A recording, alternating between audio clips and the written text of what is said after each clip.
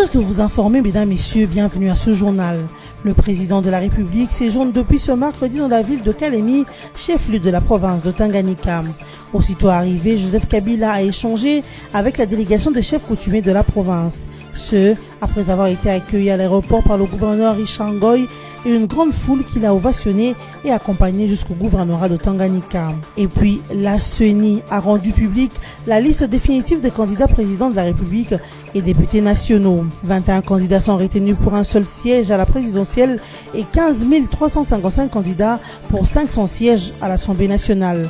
Parmi les présidentiables, une seule femme est retenue, dont Marie-Josée Ifoku. Et l'actualité en dehors de nos frontières, les États-Unis d'Amérique ont salué les engagements importants pris par la Corée du Nord lors du sommet intercoréen. Kim Jong-un s'est dit disposé de fermer son complexe nucléaire à condition que Washington prenne des mesures correspondantes. Une demande à laquelle les USA n'ont pas encore réagi. Joseph Kabila, chef de l'État congolais, est arrivé mercredi 19 septembre à Kalemi, chef-lieu de la province de Tanganyika. Selon les sources présidentielles, le président congolais a été accueilli à sa descente d'avion à l'aéroport de Kainda par Richard Ngoy Kitangala, gouverneur de cette province. Ce, avant d'être salué par plusieurs autres autorités locales qui ont fait le déplacement pour l'aéroport. Après la sortie de l'aéroport, Joseph Kabila a effectué une longue marche sur quelques kilomètres. Et le long de ce parcours, une foule compacte et dense a communié avec le Raïs. La forte population a ovationné et accompagné son chef jusqu'au gouvernorat de Tanganyika où, aussitôt arrivé, il s'est entretenu avec la délégation des chefs coutumiers de la province. Affirment les mêmes sources qui ajoutent que le motif de séjour du chef de l'État dans cette province reste inconnu. Il s'est de signaler que Joseph Kabila a transité par Lubumbashi dans le Haut-Katanga et a séjourné à Kolwezi, chef-lieu de l'Alabama. À Kolwezi, il a pris part active aux travaux de la 3e édition du Forum sur les mines tenu du 12 au 14 septembre dernier. Enfin, la liste définitive des candidats présidents de la République et députés nationaux est connue. La Commission électorale nationale indépendante l'a publiée le mercredi 19 septembre dans la soirée après le traitement des contentieux par la Cour constitutionnelle. Au total, 21 candidats sont retenus définitivement pour la présidentielle et 15 355 pour les législatives nationales. Marie-Josée Ifoku et Sami Badi Bangatita, 2 candidats rejetés par la CENI mais repêchés par la Cour constitutionnelle, se sont ajoutés sur les 19 candidats de la liste provisoire.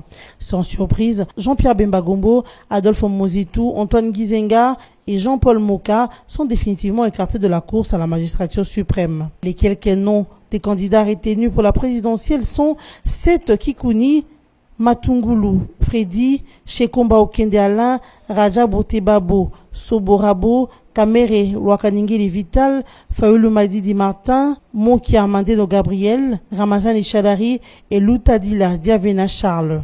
La date du 23 décembre 2018 pour la tenue des élections combinées dans la présidentielle, les législatives nationales et les provinciales n'est fait plus l'ombre d'un doute. Le Conseil national de suivi de l'accord, CNSA, salue le respect de la Constitution par le chef de l'État, Joseph Kabila Kabange. Réunie en séance plénière le mercredi 19 septembre 2018, cette institution d'appui à la démocratie a salué la non-représentation de Joseph Kabila Kabange à la présidentielle du 23 décembre 2018, selon son rapporteur Valentin Vangui. Outre les félicitations à l'égard de Joseph Kabila, le CNSA a également salué la maturité du peuple congolais à qui il a promis de se pencher sur l'évaluation globale de la mise en œuvre de l'accord de la Saint-Sylvestre. C'est pour la première fois depuis la suspension des travaux de la tripartite CNSA gouvernement CENI que cette institution tient sa séance plénière. Pour rappel, le CNSA est une structure qui doit sa mise en place à l'accord de la Saint-Sylvestre dont il assure la mise en œuvre en vue du retour à la normalité constitutionnelle. Sa mise en place a été rendue nécessaire par la crise de la légitimité du pouvoir présidentiel suite à la non-tenue de l'élection présidentielle en 2016 conformément aux prescrits constitutionnels.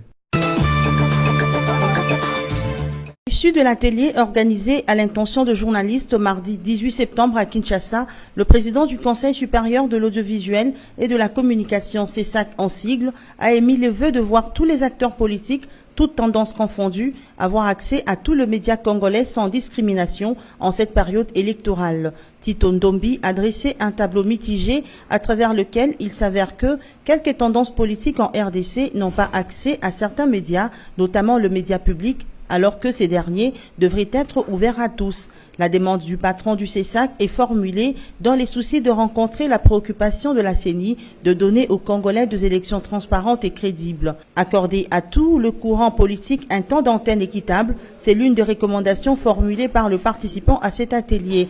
Le CESAC promet de sanctionner les médias qui n'exécuteront pas cet ordre. Le thème de cet atelier étant le pluralisme de l'information politique dans l'audiovisuel, une préoccupation du CESAC. Tito Ndombi envisage de rencontrer dans les prochaines heures le responsable des organes de presse pour les outiller sur le pluralisme qui doit être une réalité au sein de médias qui nous entourent. À l'en croire, appliquer le pluralisme de l'information politique dans l'audiovisuel, surtout en cette période, c'est garantir des bonnes élections au peuple congolais. Une messe a été célébrée en mémoire de martyrs des élections ce mercredi 19 septembre en la cathédrale Notre-Dame de Lingwala, 2 ans après la tragédie de manifestations d'opposants en 2016. Environ 500 personnes ont pris part à cette commémoration eucharistique. Nos frères et sœurs morts ne sont pas les victimes de la dictature, mais les martyrs des élections. Ils ont donné leur vie pour dire à tous que les élections sont désormais le seul moyen d'accès au pouvoir, a déclaré le père Prosper Ndioli dans la cathédrale Notre-Dame du Congo. Cependant, un débat se réalise dans l'arène politique congolaise sur la nécessité et la tournure prise par les manifestations du 19 et 20 septembre 2016, organisées par le Rassemblement des forces sociales et politiques acquises au changement sous l'égide du feu Étienne Tshisekedi, alors président du Conseil des sages de cette plateforme politique. Elle prétendait donner le préavis au président Kabila afin qu'il quitte le pouvoir après le 19 décembre 2016, peu importe que le scrutin présidentiel s'étienne ou pas. Mais vite, les manifestations se sont transformées en soulèvement de manifestants qui se sont livrés à des actes de vandalisme, s'attaquant aux agents de l'ordre intervenant pour stopper les ardeurs destructrices de manifestants. Ce, alors que les organisateurs avaient présenté ces manifestations comme pacifiques. Durant ces manifestations, 49 civils et 4 policiers avaient trouvé la mort selon l'ONU. Le dirigeant d'une faction de miliciens de Raia Mutomboki, réputé sémeur de terreur dans plusieurs villages au sud Kivu, n'est plus. Quasimoto, ainsi qu'il se faisait appeler, a été tué par balle lundi 17 septembre lors des affrontements sur l'axe Ndouma-Nyabembe dans les groupements Bamugube, territoire de Chabunda. Cette information livrée par la société civile de Chabunda est confirmée par plusieurs sources concordantes. Selon ce même source, la personne dont on parle coalisait avec le groupe Raia Mutomboki Kasosoli Kikwama pour commettre des exactions contre les populations kivusiennes. Quasimoto et son groupe Raia Mutomboki ont à leur triste actif de nombreux actes de violence, dont des tueries, de pillages, de déplacement des populations, de séquestration, etc. Bref, ils ont causé l'insécurité totale dans ces coins du pays de Joseph Kabila Kabange. Le chef Raia Mutomboki Quasimoto affirmait lutter contre l'occupation de terres arables de paysans par le parc national des Kaouzi-Biega, dont il avait séquestré des agents avant de le relâcher.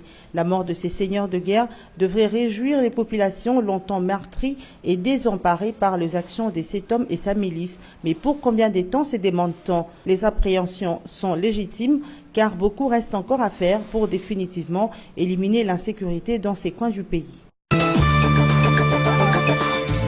C'est depuis mardi 18 septembre 2018 qui s'est ouvert à Kinshasa la 3e édition du Salon de la construction, des infrastructures, de l'énergie, du commerce extérieur et du transport multimodal.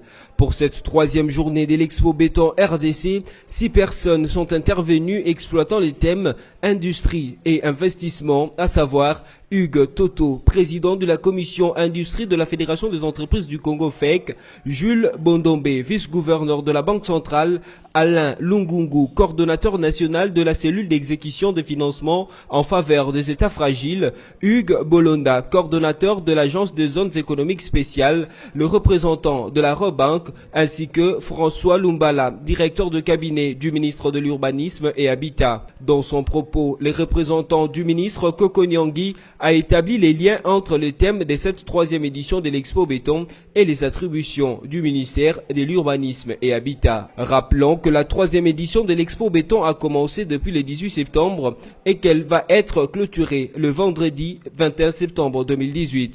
Elle pivote autour du thème central qui est le corridor ouest de la RDC, projet à développer et opportunités d'affaires. C'est le Pullman Grand Hôtel de Kinshasa qui a été choisi pour abriter ces assises.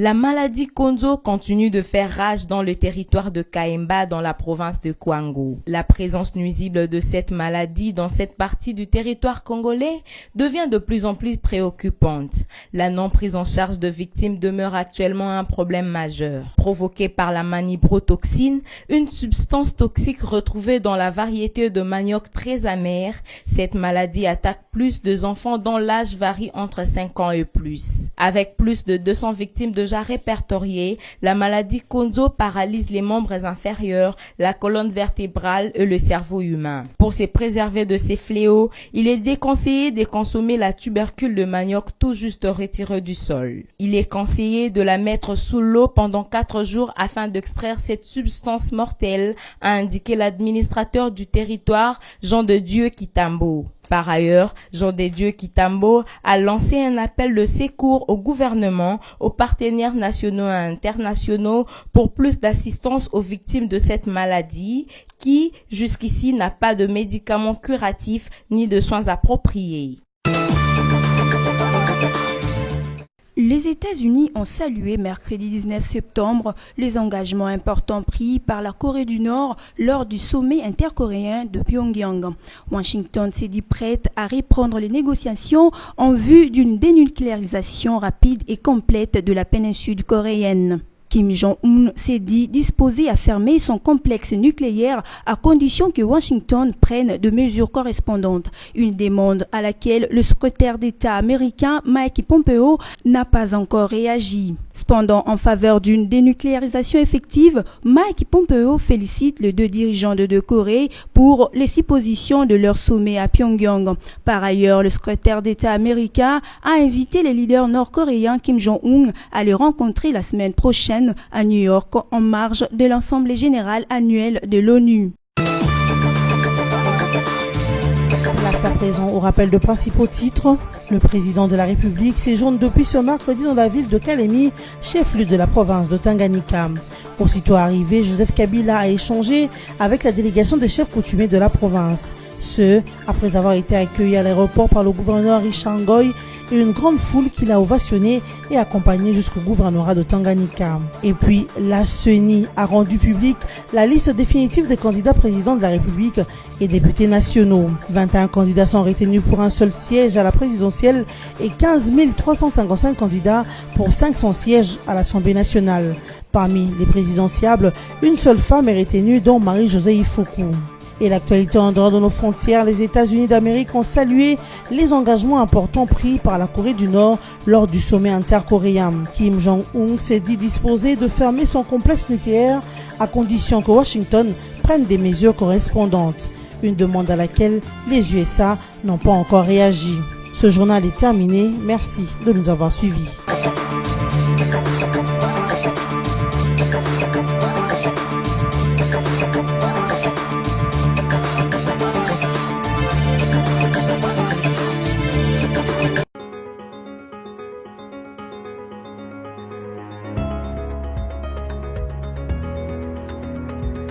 Jeudi 20 septembre 2018, mesdames et messieurs, bienvenue dans cette revue de presse en ligne sélectionnée et résumée pour vous sur BSA TV.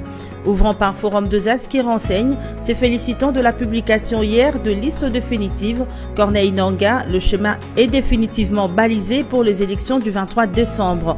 Le processus électoral en République démocratique du Congo vient de franchir un pas de géant avec la publication hier, mercredi 19 septembre, de liste définitive des candidats à l'élection présidentielle et à la députation nationale. Avec cette publication par la Commission électorale nationale indépendante, le chemin est désormais balisé pour les scrutins combinés du 23 décembre prochain. Au total, 209 recours ont été déposés à la Cour constitutionnelle, dont 9 pour l'élection présidentielle et 200 pour celle des députés nationaux. Au niveau de la présidentielle, il n'y a pas de surprise sur le 25 candidats enregistrés si c'était invalidé par la CENI. 4 d'entre elles, dont Muzito, Bemba Gizenga et Moka, ont été écartées définitivement à la suite de la décision de la Cour constitutionnelle rendue publique le 3 septembre. Seuls 2 postulants ont été repêchés, en l'occurrence Sami Badibanga, Marie-Josée Ifoku, la seule femme candidate à la magistrature suprême. Dans le même registre, Radio Okapi écrit « RDC, la CENI retient définitivement 21 candidats à l'élection présidentielle ».